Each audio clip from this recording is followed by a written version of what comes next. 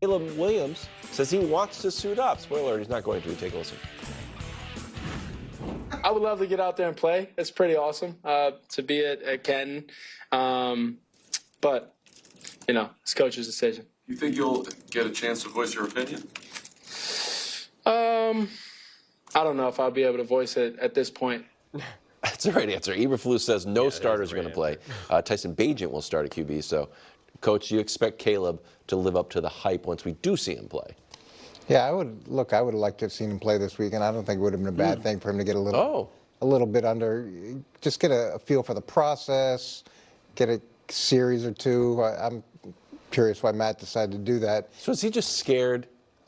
Like we talked about with Aaron Rodgers, our coach is just scared. Like if he got hurt, I would get killed. No, it's just when you have the extra game that everybody else doesn't have. It does give you an opportunity to evaluate part of the roster that maybe you wouldn't be able to evaluate with the normal number of games. So I'm sure that's what Matt's philosophy is let me look at the back end of the roster. Let me try to figure out how those pieces fit. And then as my guys get further along and Caleb's more comfortable, then we'll go ahead and put him in. Okay. And you could go either way and not be wrong taking either track. In terms of the hype, my biggest concern with Caleb is the off schedule plays, and in the NFL everybody's bigger. Right. They close quicker, they anticipate better, they hit harder, and as many plays as Caleb made in college, where he's outside of the pocket, he's making something happen, he's extending it. That's great, but these guys, you're going to get hit at a different level and with a different level of frequency.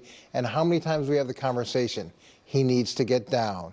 He needs to throw the ball away. And it's every year with these rookie quarterbacks. And hopefully he understands that those plays are great, but they can't be every single time. Every first down isn't worth him getting hit. So that's my concern with Caleb is, can he stay within the system and against his natural tendency to want to go and make plays and put himself at risk too much?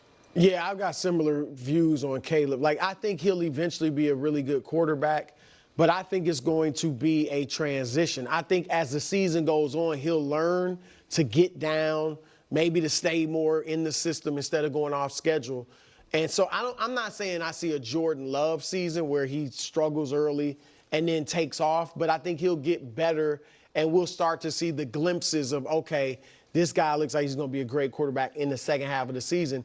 So I don't think he can live up to the hype because the hype is through the roof. Like Nick and other people are considering picking them to go to the Super Bowl. He was on Mahomes' mountain before he was drafted. Right, there you go. I mean, no rookie quarterbacks ever led a team to the Super Bowl. So the hype is that, at least in some quarters, that he's going to do something no one's ever done. And so if he doesn't do something Marino and Mahomes and all these guys never did, then he won't technically live up to the hype. And I think the other thing is the CJ Stroud factor. Because CJ Stroud was so good last year that I think some people are thinking, they're going to compare Caleb to CJ. And if he doesn't play as well as CJ, well, why not? And you've heard everybody say you haven't seen a top pick come into a better situation than this. So we saw CJ play with one of the worst teams we thought was going to be one of the worst teams in the league, rookie coach, and he leads them to a playoff win. And Caleb's going to a situation where they look like they got a pretty good team. And so people are going to be expecting him to do at least what CJ did. And I don't think he will, because most guys don't. Like CJ's an aberration. Trevor Lawrence still hasn't had a great year. Kyler Murray, all these guys that were ballyhooed and hyped out of college and have shown some stuff, but have not lived up to the hype. Okay, so there's a few things. One, I want to address everything that I just said about the hype, but then I also want to address of like him not playing in the Hall of Fame game, and how Mangini was saying that he wished he did. In a vacuum, sure, because it is some experience. It's going to be closer to the NFL than not. But there's two big, gigantic reasons why you don't. One, obviously, is injury. And if he does get injured, you're talking about Eberflus would be demolished, destroyed. I mean, right or wrong, it's just the way it is. That's just what happens when you're the head coach. And if you make a decision like that, and for the next like 4 months, that's all they're talking about. Especially if it's like where he gets hurt enough where he's like can't play. I mean, just absolutely ripped. His career is probably over. I mean, it's just like it would be so brutal to come back from. So it's just like you just can't do that.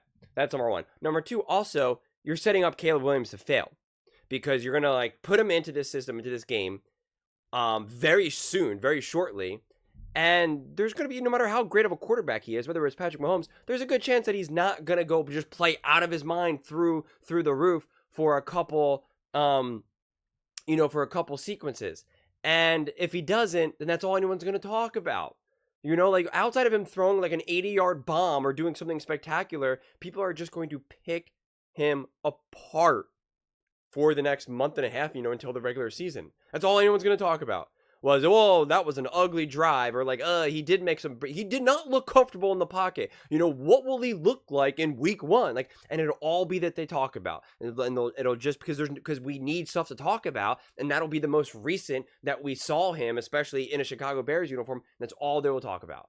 So it's just like you're setting him up to fail right there if you play him. So I think not playing is the right move. But again, in a vacuum, if there was no media, if nobody could see all that type of stuff, then sure, yeah, letting him play and just kind of getting a feel for a drive or two is totally understandable and can make sense. So I get from like an actual game development standpoint, like what Mangini is probably looking through that lens, it could make sense. But from a practical standpoint, absolutely not. And now in terms of the hype, it is interesting what Bruce's saying, and I've kind of talked about this before, that when we set expectations so high, like a Super Bowl, if they don't, then it means that they're not actually reaching expectations. Does that mean that it was actually a failure? And that is kind of what Nick Wright is doing, setting the Chicago Bears up potentially to have. I do though think, me and Nick are a little bit more aligned on this one, maybe not as high, but I do think that Caleb Williams and the Chicago Bears can have a tremendous amount of success. And I actually just recorded a video today doing a much more deeper dive into what I think Caleb needs to do. And I'm not going to just rehash all that right now, but one of the things in this, for this specific take, that I want to emphasize is this idea that he'll be compared to CJ Stroud, or CJ Stroud did this, or Justin Herbert did that, and it's like, it just doesn't matter in the long term perspective of everything, right? And in the long term scheme of it all, it does not actually matter. This idea that if he doesn't play as great as CJ Stroud, or put up some numbers like Justin Herbert did, or something like that, then that means he's clearly the wrong draft pick, or that he's clearly not going to be great. And again, the best example of this is none other than the Patrick Mahomes. He did not play his rookie year. He just didn't. And there's a good reason to believe that, he was not 100% fully ready, or that, he probably could have beat out Alex Smith, but would have probably made a lot of mistakes, probably plenty more interceptions, turnovers, like he was not ready. If he was truly 100% all in, ready to go, and they could win right now, Andy Reid would have put him out there. But Andy Reid knew, like, no, this guy's amazing. He's going to be elite. Let's just do this appropriately. Let's take our time. Caleb doesn't have that opportunity for multiple reasons. One, he's obviously playing his rookie year, but two, they see this roster as a good roster, as a great roster. So the pressure is on for him to succeed, because if he doesn't, then it's all the blame on him. If CJ Stroud didn't ball out, people would say, well, he's got a rookie head coach, and well, who's his offensive coordinator, and well, what weapons does he have? This is a pretty weak team. Like they can kind of explain it away, similar to what they're doing to Bryce Young to a degree, but truthfully, Bryce Young has become so irrelevant. I haven't seen anyone talk about him in months and months and months. But for the most part, he does get the benefit of the doubt to a degree. Caleb will not be offered that at all. He just won't. I understand that there is still kind of that mythology around the Bears and not having good quarterbacks, and Eberflus, could definitely get fired. But they see the team as being legit. I think he'll get like a half pass on that, right? If he really doesn't thrive, I think it'll actually be kind of split. You will have people that says Caleb was overdrafted and that he was not worth all this hype and he's not a generational talent. Sure, can he be a good or great quarterback? But stop saying that he's going to be like Mahomes. And then you're going to have other people that are going to say, no, no, no, no, no. This is what the Chicago Bears do. Yes, sure, they got, some pretty good weapons, but Eberflus is over his skis. He's not a good head coach. Get him out of here. They got to support Caleb. So I think it would be actually pretty divided. But for the most part, right now, it seems like going into the season, more than not, people think that this is a really good situation for Caleb to thrive in, that he should have a lot of success in. And you put that weight on his shoulders of being the number one pick, of having the expectations of saving the Chicago Bears, being a savior for the Chicago Bears, as well as now having the pressure of, you're not considered great unless you do what CJ Stroud did the last season, or what Justin Herbert did. And the truth is that CJ Stroud didn't have those expectations. He didn't have that pressure. He didn't. So there was so much more freedom in that.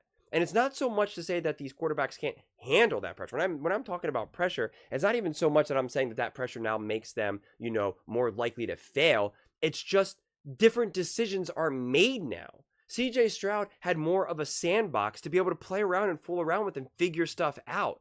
I do not believe that Caleb Williams has that. I don't. If CJ Stroud lost a couple games in a row last season, I don't think it was going to be people sounding the alarm. Caleb Williams, every single throw, every single snap he takes is going to be scrutinized. I mean, I can already see it here. We are going to be talking about the Chicago Bears virtually every single day, every single week of this season.